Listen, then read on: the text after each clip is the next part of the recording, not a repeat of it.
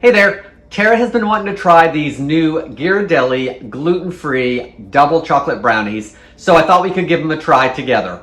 I'm Jamie with SavorySaver. I share gluten-free recipes, tips, tricks, and resources to make your gluten-free lifestyle easier. So please consider hitting subscribe, and let's get started. So let's start by taking a look at the package itself so you guys know what you're looking for if you're in the store. These are by Ghirardelli. Allegedly, it is premium brownie mix. We shall see, I guess. It does include chocolate chips, which is nice. Most brownie mixes I see don't have those in there, even if they're traditional. It is an 18-ounce box, so when I was looking today at Walmart, it's a little bigger than some other gluten-free brands. It does have the gluten-free certified label on the front here. Basic nutritional labels, but of course the important thing we look for here is the ingredients. So the main ingredient is sugar, second ingredient brown rice flour, and then it goes into all the other ingredients. I will say I think King Arthur's gluten-free brownie mix is mainly sugar as well, and I think they use rice flour. I think it's brown rice, but I'm not positive on that. This does contain milk and soy, so if you have any allergies or issues with those two ingredients, this is not going to be something for you. Back of the box, basic packaged brownie mix ingredients. We're going to need some water, some vegetable oil, and 1 egg. 3 sets of instructions, nothing difficult, typical mix.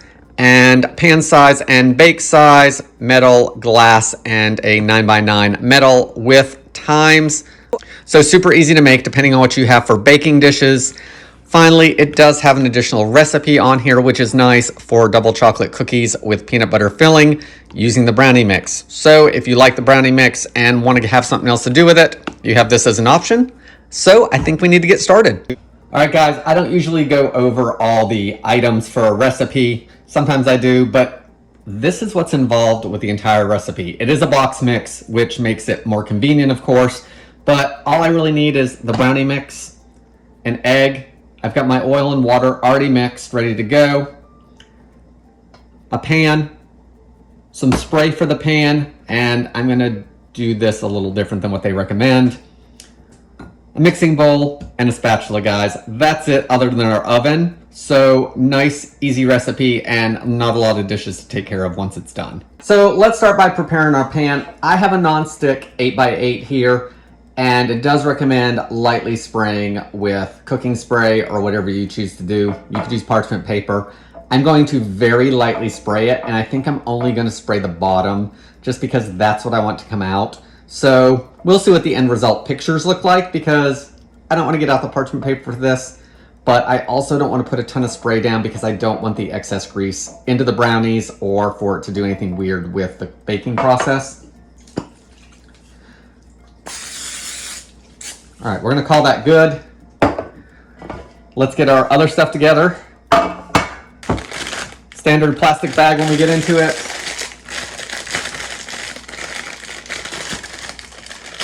Standard, Jamie can't get into the bag when he tries. All right, so it's got a nice chocolatey smell to it, which I like, and I can see chocolate chips in it, which is even better. So there's one there. Looks like there's quite a few, so that's exciting that we're gonna have those already in the mix. So I got this at Walmart. It was $5.96 for the box, so it was more expensive than some of the other brands, and like I said, it is an 18-ounce as opposed to some of the other brands were smaller. So price-wise, it was a little higher, but we're getting a little more out of it, and we are actually getting chocolate chips already in the mix, which is good. So I found this at Walmart. I did a quick search online, and you can also get it at Target. And it was also at one of my local grocery stores here. Harris Teeter is where I saw it pop up when I was doing the search. So found it multiple places. So you can check your grocery store, Target, Walmart. And it's been out since March 25th, I think was the release date of the product. So it hasn't been out that long. All right, so it does say to add all your wet ingredients to this first and mix them up and then add your brownie mix. And I didn't see that because I didn't read it. So we're just gonna add all this now. I don't think it's gonna make that much of a difference, guys. It's brownie mix. Break that yolk. And then we just wanna stir it and mix it until it's well blended. Brownie mixes can usually be a little lumpy when they're traditional mixes. I don't see why this is any different, but since I didn't give it a proper read on the instructions, it is nice and rich and dark. It's not taking much to mix at all. That's probably not even 30 seconds of mixing. I just want to make sure all my egg is mixed. All right, I think that's good. I don't see any egg streaks in there. So let's get into the pan. In we go.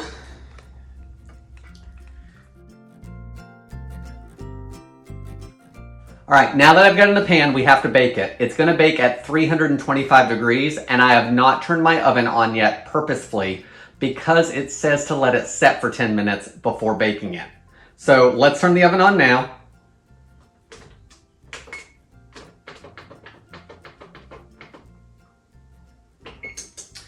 So I'm assuming that will give it time to hydrate, and I will say in stirring it, I did feel a little bit of grit, nothing major, and actually it was less than some of the other things I've made.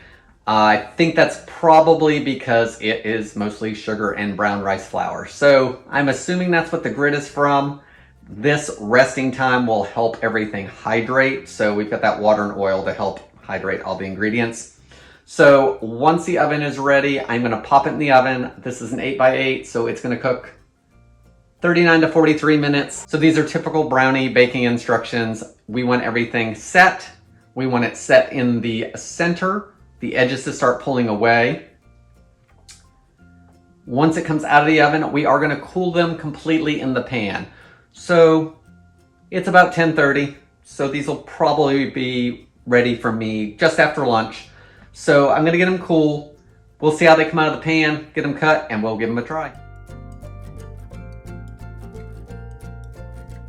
All right, guys, I did 39 minutes. It needed just a little bit longer, I think, so I'm gonna take them out now because I'd rather have them a little underbaked as opposed to overbaked.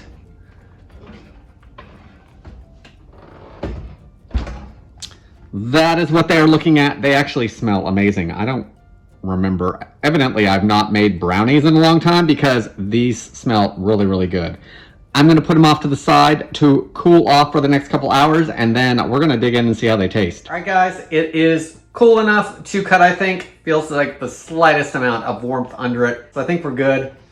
Nice crinkles on the top like I feel brownies should have. It does feel a little bit hard around the edges, so hopefully I didn't overcook these. Let's go ahead, cut into them, and give them a taste. So I got my plastic spatula, nice square edges. Let's see how this cuts. Yeah, I think that's gonna be too thick. Let's grab something else.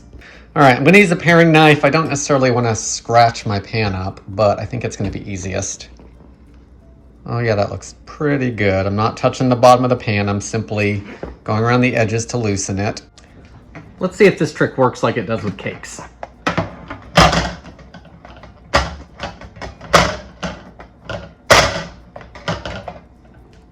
Nope.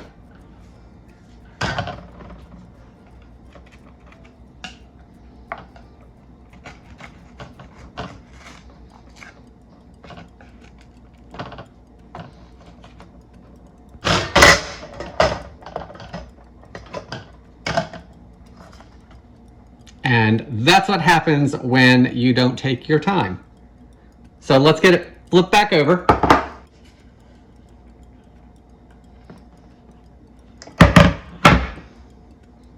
So there's our brownies. Most of it came out. It didn't stick a ton to the bottom. Let's get this last piece out and we'll give them a taste. All right, so here's an inside look at the brownies. They are nice and dark in color. Good crinkle on top like I feel brownies should have. These I think are gonna be just fine on the edges now that I have it out of there. We'll see in a second when I taste it. Not worried about this at all. It's still totally cooked through and edible. Let's give them a try. First things first, let's look at these. I do not like ends and corners, not my thing. Tara actually really likes them, but I've got the end cut off just to see how well it's cooked and all of that. So I cut off the end and then I cut in the middle. You can see that little chocolate chip in there that's melted. So I definitely like that those chocolate chips held a little bit of their integrity and that we're gonna get bits of chocolate. So let's give this a try.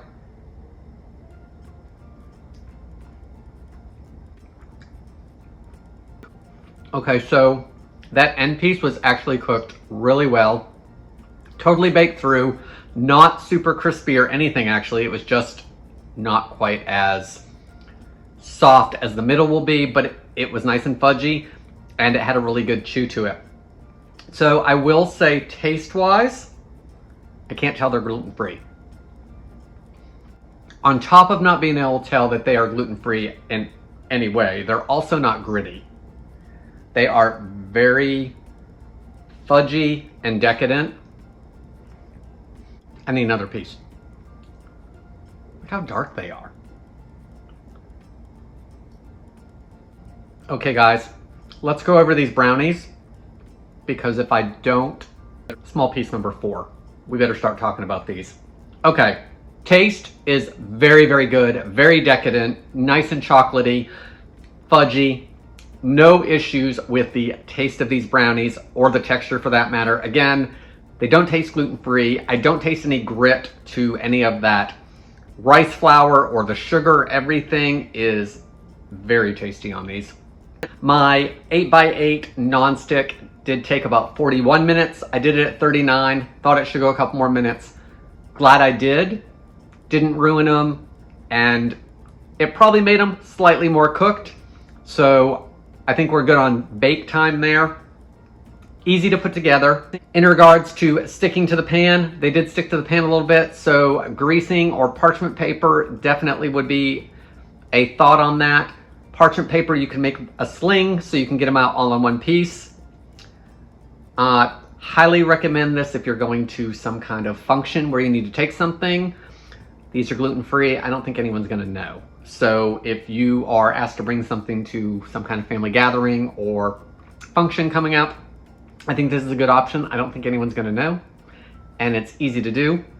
Price-wise, a little higher than some of the other mixes, and in my opinion, could be worth it. It's still under $10. You're still getting an 8x8, 9x9 size pan of brownies. So let's just say $6 for the cost of the mix, and then let's even tack on $1 for that egg and that oil that we added.